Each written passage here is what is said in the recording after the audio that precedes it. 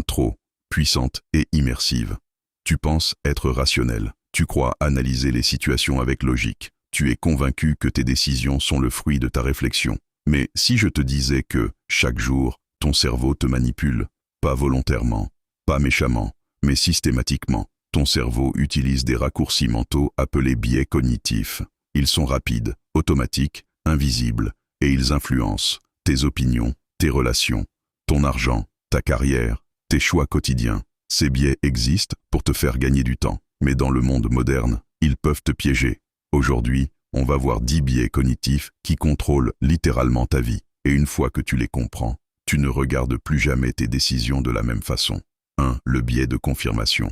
C'est probablement le plus dangereux. Le biais de confirmation, c'est ta tendance à rechercher, interpréter et retenir uniquement les informations qui confirment ce que tu crois déjà.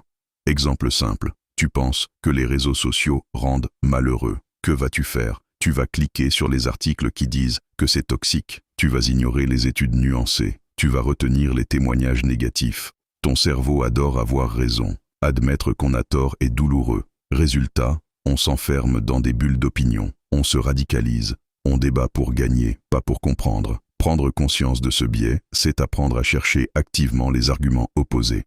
2. L'effet Dunning-Kruger. Voici une réalité inconfortable. Moins on maîtrise un sujet, plus on pense le comprendre. C'est l'effet Dunning-Kruger. Un débutant en finance peut se sentir expert après 3 vidéos YouTube. Un novice en psychologie peut penser avoir tout compris en lisant un post Instagram. Pourquoi? Parce qu'on ne sait pas ce qu'on ne sait pas. À l'inverse, les vrais experts doutent davantage. Ils connaissent la complexité. La confiance n'est pas toujours un signe de compétence. Si quelqu'un est extrêmement sûr de lui, méfie-toi. 3. Le biais d'ancrage. Le premier chiffre que tu vois influence ton jugement. Si un produit est affiché à 1000 € puis soldé à 300 €, tu as l'impression de faire une affaire incroyable. Mais si ce même produit avait été affiché directement à 300 €, tu aurais peut-être hésité. Ton cerveau s'ancre au premier chiffre. Et tout le reste est comparé à ce point de référence. Les négociations salariales, les soldes, les prix barrés, tout utilise ce biais. La prochaine fois que tu vois un avant-après, demande-toi, est-ce que l'encre est artificielle? 4. L'aversion à la perte. Perdre fait plus mal que gagner ne fait plaisir. Perdre 100 € provoque une douleur émotionnelle plus forte que le plaisir de gagner 100 €.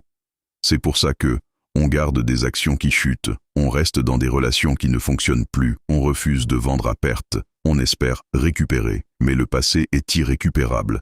Ce biais influence énormément nos décisions financières et émotionnelles. Apprendre à accepter la perte, c'est apprendre à décider rationnellement. 5. L'effet de halo. Une seule qualité positive influence tout notre jugement. Si quelqu'un est beau, on le perçoit souvent comme plus intelligent, plus compétent, plus fiable. Si une personne parle bien, on suppose qu'elle maîtrise son sujet. C'est l'effet de halo. Il fonctionne aussi à l'inverse. Une seule caractéristique négative peut ternir tout le reste. Ce biais est extrêmement utilisé en marketing et en politique. Pose-toi la question, est-ce que j'évalue les faits ou l'image? 6. Le biais de disponibilité. Ton cerveau estime la probabilité d'un événement en fonction de la facilité avec laquelle un exemple te vient à l'esprit. Les crashs d'avion sont rares, mais ils sont médiatisés, donc ils semblent fréquents. Les accidents de voiture sont beaucoup plus courants, mais ils paraissent normaux. On confond fréquence réelle et visibilité mentale. Ce biais influence nos peurs, nos votes, nos priorités. Les émotions fortes rendent un événement plus disponible dans notre mémoire. 7. La dissonance cognitive. Quand une information contredit tes croyances, tu ressens un inconfort mental. Ce malaise s'appelle la dissonance cognitive. Plutôt que changer d'avis, ton cerveau préfère minimiser l'information, la discréditer, trouver une justification. Exemple, quelqu'un qui se considère écologique, mais prend souvent l'avion, pourra dire « Oui, mais moi, je compense ». On ajuste la réalité pour protéger notre identité. Admettre une contradiction demande du courage mental. 8. Le biais des coûts irrécupérables. Tu continues un projet parce que tu as déjà investi du temps, de l'argent ou de l'énergie, même si objectivement, il faudrait arrêter. J'ai déjà passé 3 ans dans cette voie, j'ai déjà mis 10 000 € dedans, j'ai déjà trop donné, mais ce qui est investi est perdu. La vraie question est, si je devais décider aujourd'hui, est-ce que je recommencerais? Ce biais maintient les gens dans des carrières, des relations et des projets qui ne leur correspondent plus. 9. L'illusion de contrôle. Tu crois avoir plus de contrôle que tu n'en as réellement. Choisir un ticket de loterie précis. Penser influencer un lancer de dés. Croire que ça n'arrive qu'aux autres. Ton cerveau déteste l'incertitude. Alors il crée une illusion de maîtrise. Cette illusion peut être rassurante, mais elle peut aussi encourager la prise de risque inconsidérée. Le biais de négativité. Ton cerveau retient davantage les expériences négatives que positives. C'est un mécanisme de survie. Un danger ignoré pouvait coûter la vie à nos ancêtres. Un compliment ignoré n'avait aucune conséquence. Aujourd'hui, un commentaire négatif peut ruiner ta journée, même s'il y a 50 commentaires positifs. On se focalise sur le problème, pas sur le progrès. Prendre conscience de ce biais permet de rééquilibrer volontairement son attention. Conclusion. Ces biais ne sont pas des défauts. Ils sont le résultat de millions d'années d'évolution. Ils nous ont aidés à survivre.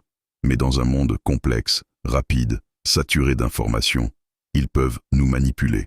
La différence entre quelqu'un qui subit ces biais et quelqu'un qui les maîtrise, c'est la conscience.